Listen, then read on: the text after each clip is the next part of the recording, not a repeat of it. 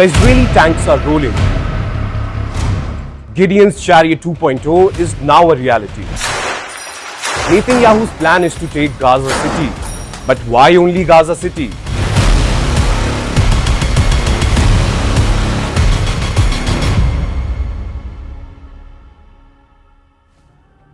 Gaza City isn't just another urban center in the Palestinian territory, it is a beating heart of Hamas's entire political, military and ideological apparatus.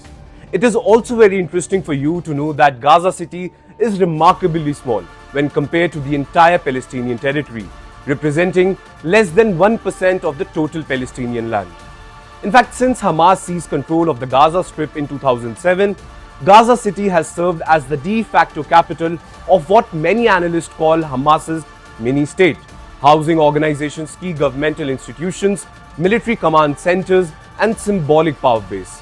The city's loss would represent nothing less than the complete dismantling of Hamas's capability to function as both a governing authority and terror organization.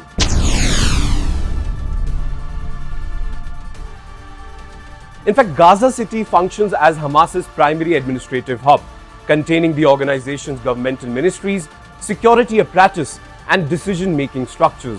The city also houses the defunct Palestinian Legislative Council buildings and serves as the operational center for Hamas's three internal security organizations: the General Security Service, Military Intelligence, and the Internal Security Service. These institutions form the backbone of Hamas's authoritarian control over Gaza's 2.3 million residents. Without Gaza City, Hamas loses its ability to coordinate any sort of functions and maintain the social infrastructure that has sustained its legitimacy among the Palestinians for nearly 2 decades now.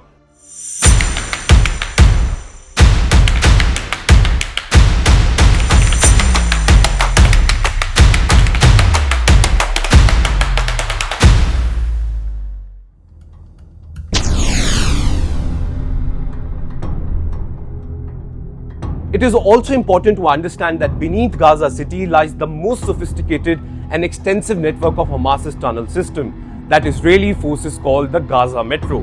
These aren't mere smuggling routes, but represent a $1 billion underground city stretching for hundreds of miles, complete with command centers, weapons storage facilities, manufacturing plants, and living quarters for Hamas leadership. Recent Israeli operations have discovered Hamas command room operating directly beneath UN-linked facilities, university buildings, and civilian infrastructure throughout Gaza City.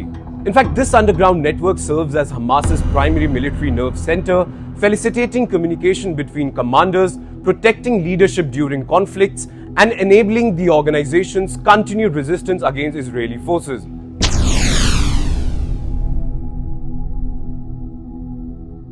Gaza City also holds profound symbolic significance that extends far beyond its practical value. As the largest city in Gaza and home to prestigious institutes like the Islamic University, which is a key Hamas-controlled site that represents the organization's claim to legitimate governance. The city embodies Hamas's transformation from a terror group into a governing authority capable of providing services, maintaining order, and projecting power. For Hamas supporters, controlling Gaza City demonstrates the organization's resilience and ability to survive despite overwhelming military pressure from Israeli side.